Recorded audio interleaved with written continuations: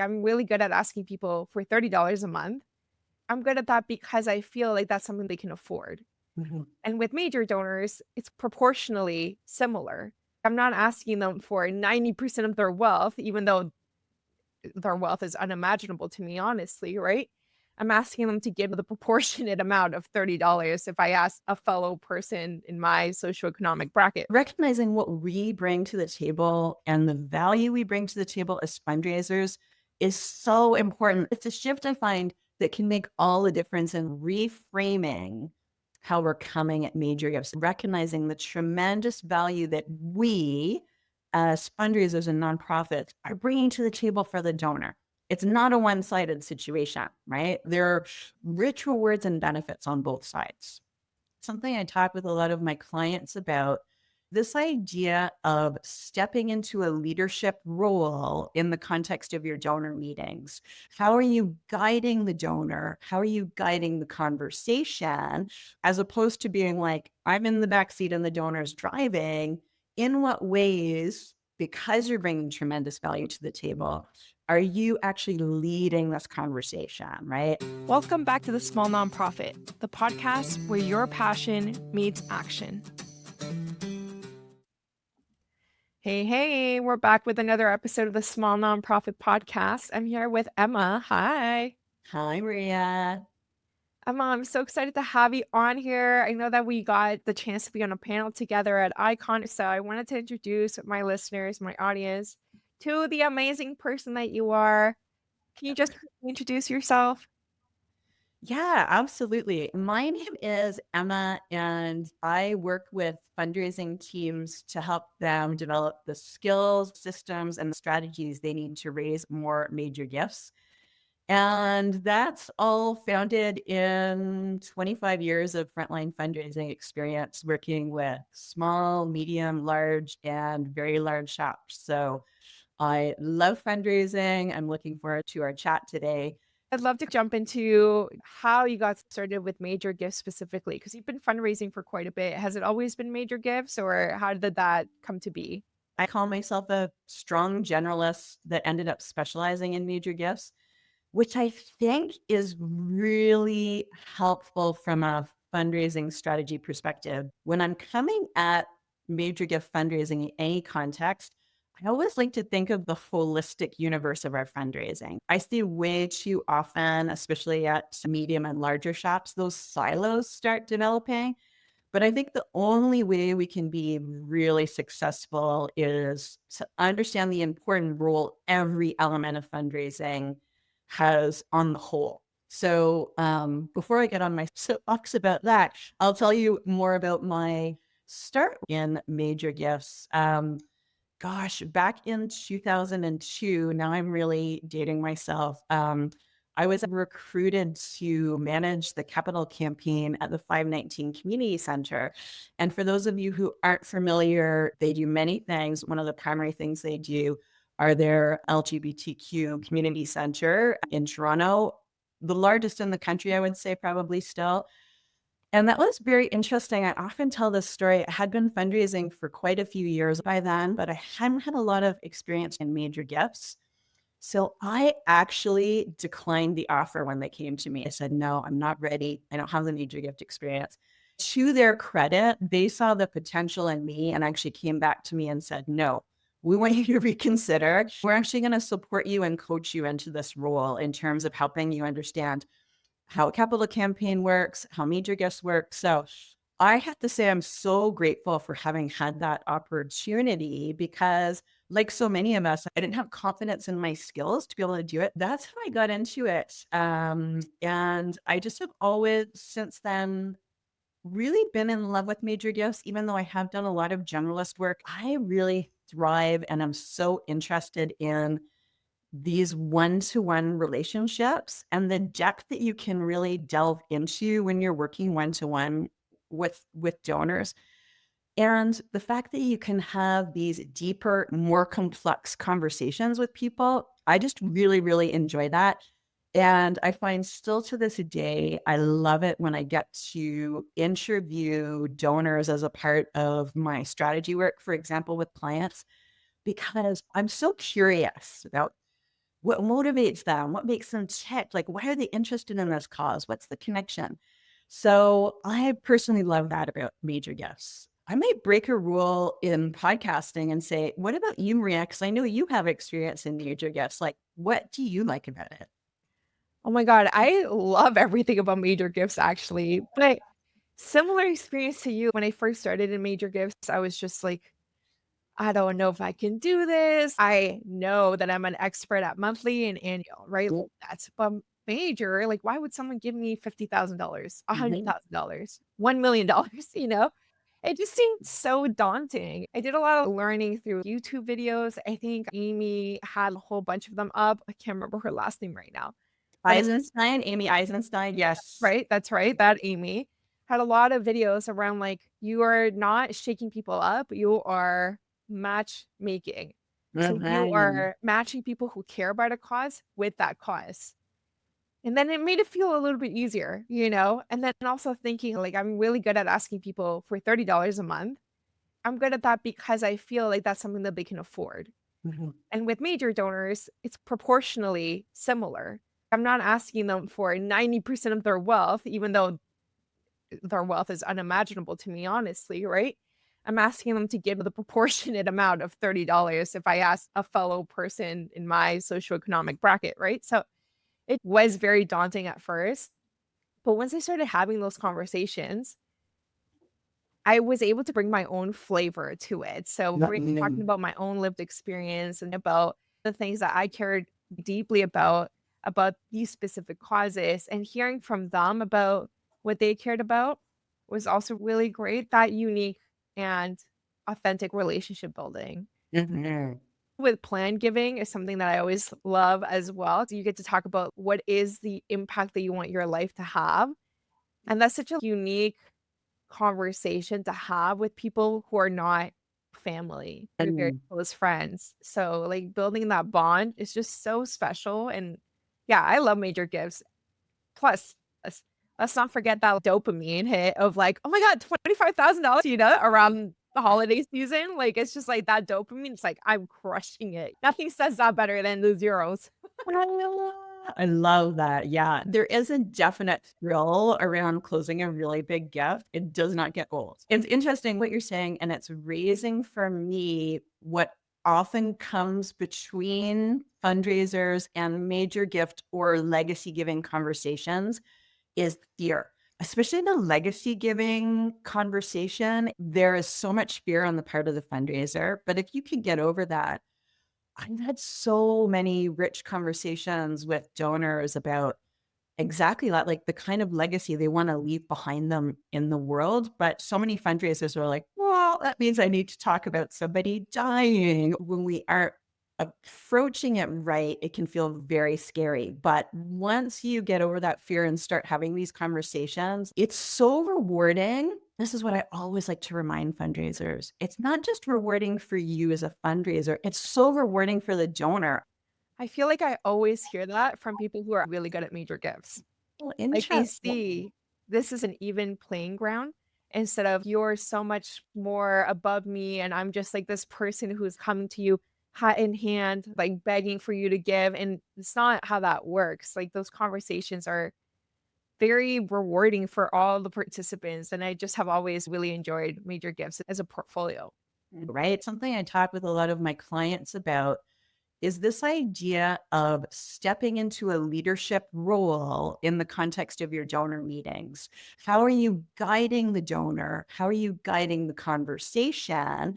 As opposed to being like, I'm in the back seat and the donor's driving. In what ways, because you're bringing tremendous value to the table, are you actually leading this conversation and stepping into that leadership role? That's what this conversation makes me think of, which I find folks can feel resistant to for sure. I think something else that makes a really good major gifts fundraiser is that ability to shift mentality. So for Mm, yourself and also for the donor, when I started doing planned giving, I was super scared about, oh my God, can I have your money after you die? Of course, that's not how you approach it. But when you first start, you're like, how do you approach it? So like that shift in mentality for yourself of, okay, like it's not, we're not asking about end of life plans. We're mm, asking about values. yeah. So it's the same conversation, but you're shifting how you're feeling about it, which will make it so much easier for you to talk about and for them to receive. Mm, Same thing with conversations around money, yeah. right? Maybe we have our own feelings, thoughts around money, and maybe we think like, how could I even ask for 50,000? That's a large amount. But if you shift your mentality to no, this is a proportionate amount, I think that makes a really good major gifts fundraiser. I like that framing of thinking about it as a proportional amount for sure. One of the things I wanted to bring up that I find is a super helpful concept for folks. And I love to say all the time, it's one of my favorite sayings is there is no such thing as a big or a small donor. And let me explain what I mean by that. I find what happens oftentimes is that organizations are permanently labeling donors based on their first single transaction with the organization, right? So it's like they come in, we're like, and I'm all for good data segmenting and I'm all good for good modeling, but there's just something that we're missing there when we're like, okay, here comes a $50 donor. Boop. We are labeling them. They're our $50 small donor, right? And, done.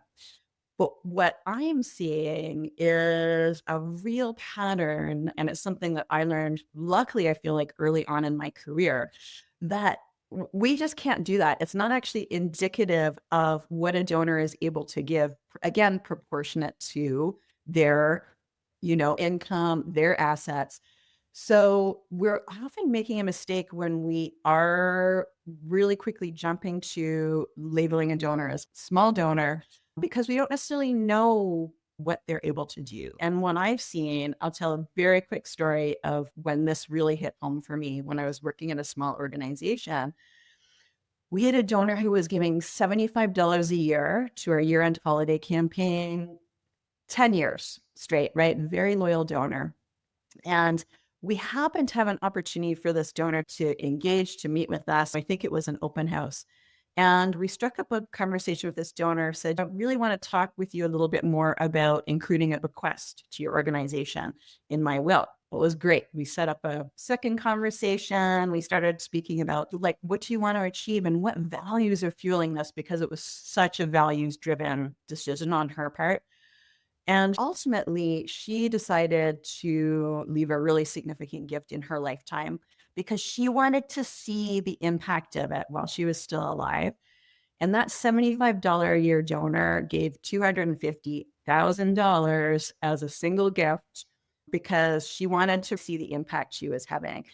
And that to me is not an isolated incident. When I started relaying this to other fundraisers and said, this amazing thing happened, I kept hearing the same stories like that happened to me. I had a donor who'd been giving X amount for this many years.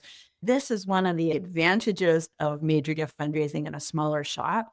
We actually had the ability to have a bit more of like one-to-one interaction with some of our smaller donors. And that helped us uncover $250,000 gift in a donor who quite honestly is probably sitting there wondering like, I really would like to do more.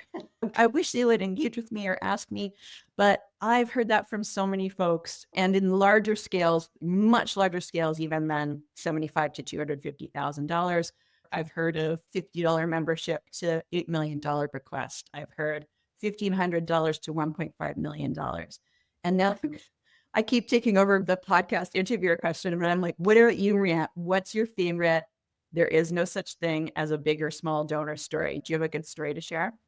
Yeah, so one immediately came to mind, very similar to yours. So was giving $50 a year, and then in his bequest to us, left us like an ongoing endowment thing. I don't know, but we were getting 50,000 each year for 10 years or something like that from this one donor. And that had been happening for a long time. And from $50 every year, I don't know what inspired him so much, right? I don't know who had that conversation with him. Maybe no one, maybe it was just a cause, but I love that. And then another one that comes to mind is when I was at my last in-house role, we were implementing community-centric fundraising. Mhm. Everybody should get a call asking them to give again this year. So Mhm. they gave last year. I want them to get a call this year. And at that organization, we had a $5,000 and above as our major gift category, but I wanted people under that to also get called. So we made a call to this person. We're like, hey, you gave $1,000 last December around this time. Do you think you'll give again this year? Like, we're just looking at what's coming in, what's not coming in. Just very straightforward, casual conversation. She says, yeah, I think we'll do something larger this year. And we're like, great, 1,500. No, $250,000. Yeah, that is so interesting. And that is a real advantage that smaller shops often overlook, right? We oftentimes in smaller shops, we think major gifts are the exclusive territory of these large organizations that have big teams and major gift specialists.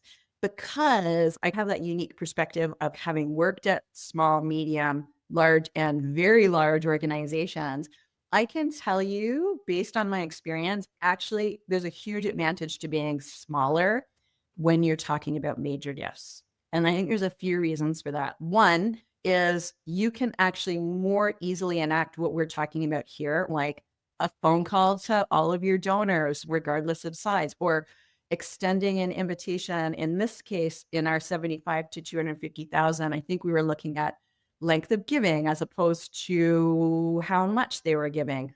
You have way more ability to do that. I can tell you how difficult that is to do in a very large organization. The complexities that start coming in uncover those kinds of gifts. It actually becomes exponentially more difficult oftentimes, even though they're well resourced. So I think that's a big advantage. And the other advantage I really wanted to touch on when I'm thinking about bigger shops versus smaller shops, oftentimes at large organizations, major gifts start at $100,000. Again, it's a scalability issue. However, as a smaller organization, what opportunity is there for us in terms of like when our major gifts aren't $100,000, that's a huge, huge, right? Like untapped opportunity for everyone giving 25,000, 50,000. Those are major gifts for a lot of our smaller organizations and even medium organizations. I had a donor once say to me when I was at a smaller organization, sometimes at the big organizations, I feel a bit like my gift's a drop in the bucket, right? Because, they're raising hundreds and hundreds of millions of dollars. But here with you, I feel like my major gift has a really big impact. And this is not to say big organizations are bad, small organizations are good, but I find that we don't often think about the advantages we have at small organizations. So I like to talk those up because they are actually significant from a donor perspective as well. The feeling of having a bigger impact when they're giving to a smaller organization and also recognizing like, wow, we've got a pretty like big playing field. I'd love to get your insight on here's some pushback that I get from clients. They say, why would this person want to talk to me? It's all just going to be about money. They know that I want their money. Like it makes me feel uncomfortable having that conversation. And for me, like I definitely try to talk people through it. But I'd love to hear what you've said to clients in the past. This really it comes back to the shifts that need to take place in order to be successful, because I think that's a big one, right? When you are going into the meeting with that mindset, it's going to be very difficult to be successful because it's going to show up in every way you interact. Is like, I'm just coming to bug them for money. They're not going to want to meet with me. Chances of you actually even picking up the phone to schedule a call then like diminished to almost zero. So part of it is making that shift to, I have a donor who clearly cares about the cause or issue that we're working in. That donor can do like this much on their own. They need a partner to actually achieve what they want to achieve with their giving. And so if you enter into this thinking of yourself and your organization from that perspective of I'm a partner, I'm offering opportunities for this donor to have a greater impact than they could possibly have on their own. Because as an organization, we're bringing great expertise to the table. We're bringing results, impact, right? We're bringing so much to the table that the donor cannot possibly achieve on their own. So looking at what beliefs you're already bringing to the table can be really illuminating. And for a lot of folks, they haven't paused to say, I didn't even know that was there. Because it's just like that recording that's been running in the back of your head. since you were a kid and you learned about money. It's all very deep seated things that have come from the way we're socialized and what we learn about money. But I think there can be so much progress just in pausing and being like, what am I thinking when I don't want to pick up the phone and call a donor? Have you ever heard of a thought record exercise? I don't know if I have. Tell me more. I love this. Okay, so it's like a CBT thing that helps you get to your core beliefs, right? Mm. So, for example, if I believe like this donor is not going to care about calling them, maybe they don't want to talk to me. Mhm. But the next step in this exercise is like, well, why would that be true? They Yeah. don't want to talk to me because I don't have anything interesting to say. Why would that be true? Because I'm not evaluating my programs. Mhm. Why am I not evaluating my programs? Because I don't have time. So just getting down to the core of what is the issue with you calling this donor? Oh, because I don't have time to prove my impact. Yes. So arming yourself before you actually jump on the call by doing this, like, where are these beliefs coming from? And how Mhm. can I address the root cause to better prepare myself for these conversations? Mhm. And I think one thing that often shows up with fundraisers in general is the perfectionism that actually gets in the way, especially when it comes to major gift fundraising. I see this all the time, this belief that everything has to be perfect before I pick up the phone. And that's where I caution you because I think your questioning's great. Sometimes the risk there is then we're like, okay, I'm not going to do any fundraising until we get this impact thing perfect. Right. So it's a balance, always a balance. If you did uncover something like that, let's make sure we're not using that as an added barrier to picking up the phone and making the call because perfectionism runs rampant and gets in the way of our fundraising. We think we need to have all the answers. And the problem is that perfectionism does not exist. So you're striving for something that is a unicorn unto itself. So yes, definitely agreed. Do not use this as a barrier for yourself. But you know what you can use it for is, hey, I'm not evaluating my programs. I need to tell this donor what the issue is so they Yeah. fund me so I can get someone to evaluate the programs. Yeah. Right? So really using these vulnerabilities to your advantage. Like people like when you're vulnerable, people like when you're authentic, people like when they feel like they know what's going on. So if you are building these relationships, these partnerships, then that should be built on trust and transparency and mutual understanding. So I Yeah. think when there is an issue holding you back, you can let the donor know. Even Yeah. if you're shy, like, I'm a little shy, I don't usually call people, but I really wanted to get to know, who our supporters are. I think people find that a little bit disarming and are more open to it. Yeah. It's really interesting, this idea of bringing a bit more authenticity into these relationships. As a Gen X, a lot of the models I saw were these like, oh, you cannot show a vulnerability, like polished, professional. I love seeing the shift that is happening like between generations of just taking a bit more of an authentic and vulnerable approach and not having to feel like we're presenting this perfect, like this perfect shell.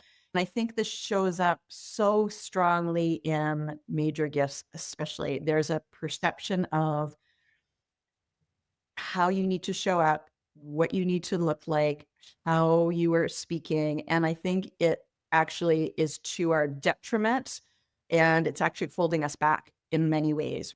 There's an old way of doing things, and I'm really glad that I'm seeing that shift. And someone who I'll call like a mentor from a distance because I've never met her in person is Karen Osborne. I don't know if you're familiar with Karen's work. Karen is the first fundraiser I heard about strategic questions from. And I'll say this goes back probably to 2001. And this idea of actually some of the best fundraising you can do revolves around asking really great questions, being curious. Like you're not going into the conversation with all the answers because this is a conversation. This is not me going in and turning the information fire hose on the donor and giving them my pitch. You can't do an effective pitch without knowing anything. Like, you have to know the person's why. Like, why do they care before you start pitching? Yeah. It's a step that we often miss, right? And I will even say the majority of individual major gifts that I've played a part in closing, I can count on one hand how many of them required a pitch, Absolutely. even for big research projects, healthcare. So that's why the strategic question, meaningful conversation piece is so important because there's not necessarily a formula. Every donor is different. So understanding what they need and not sort of applying this one size fits all to them is really important too. Treating people like people. I know, it's so funny. I more often than not find myself reminding clients that major donors are human too. They may have greater privilege and a greater buffer between them and the world, but at the same time, they are still subject to the same feelings, grief, losses. That really came home to me, especially working in healthcare, just seeing that range of feelings and emotions and impact and how sometimes we're really hesitant to tap into that. Instead, we're like, here's a statistic about X, Y, and Z. Saw that in healthcare too. Many statistics about things, numbers, good numbers. But I'm like, no, I don't know. There's a humanness we need to actually be connecting with. And the humanness of that experience of being ill, the stress and pain of surgery, the grief of losing somebody, to be able to like connect on that level with folks is really important. What do you think would be a good first step for an organization that wants to learn more about major gifts, wants to implement it, but they don't know where to start? I love that. Start with those donors who are closest to you. If you're thinking about major gifts, you already have at least a small donor base that you're working with. I always start there and start in from a really manageable perspective. Don't say, like I need to build 125-person prospect portfolio. Actually, my goal is to look through my donor base and find one person in it that it might be beneficial to have more of a one-to-one relationship with and maybe meet with, right? So, what if you picked one person in your existing donor base and you watched out for those perfectionist tendencies and watched the thoughts that were coming up when you went to pick up the phone to book something with them? I'm not coming in to like pitch or persuade, but I am coming in because I want to find out more about this donor.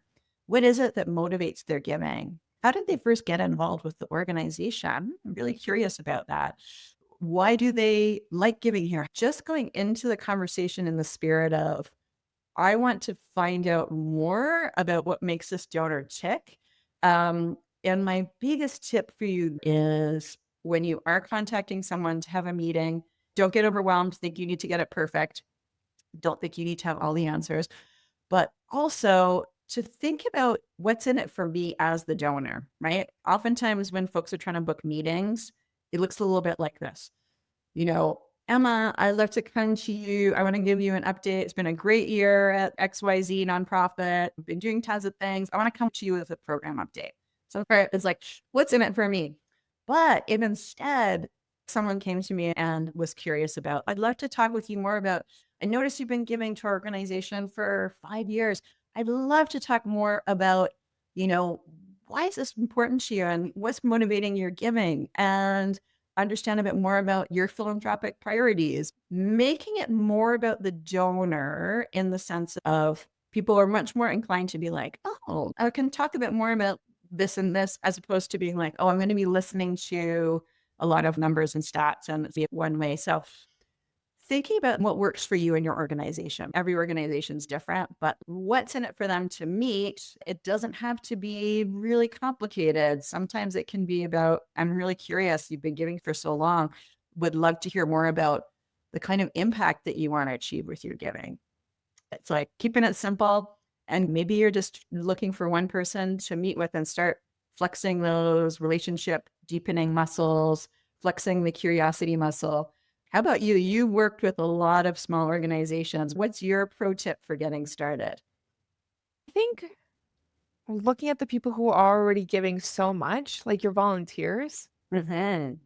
I feel like sometimes they're the last people to get tapped in for major gifts, but sometimes they have a lot of capacity and they already believe in you the most. So, Who are the people who are opening your email updates and responding? Who are the people engaging with you on social media? People who are really bought into the cause are usually some great places to start. I love that. There's so many ways you can come at this. You come at this from an engagement perspective. Research shows that volunteers are often your most generous monthly donors and frequent bequest pledgers as well. So if we're thinking of it from that perspective, what a great way to get in the habit of having these conversations is if you're just starting out having more one-to-one donor meetings or meetings with folks that are engaged with you, why not start somewhere you're a little more comfortable as you're building those skills? I think it's great. Don't go to what feels like the hardest meeting first. Start having those conversations with folks who are closer to you in terms of your circle. So I think it's a really wise way to approach it. Emma, this has been lovely. I'm so happy that the audience got to hear all your amazing tips. I'll have your website and your free guide linked in the show notes. Thank you so much for being here. Thank you. Our time's flown by so quickly. We have to plan for a part two. I know, right? It goes by so fast. But yeah, thank you so much. And thank you, everyone, for listening to another episode of the Small Nonprofit Podcast. I hope that you start getting out there and talking to people about major gifts. It's not as scary as it seems. And I hope that the tips we talked about today will support you in your journey. As always, if you want to see our lovely faces, you can watch us on YouTube as well. Until next time, bye for now. Thank you for listening to another episode of The Small Nonprofit. If you want to continue the conversation, feel free to connect with our guests directly or find me on LinkedIn. Let's keep moving money to mission and prioritizing our well-being. Bye for now.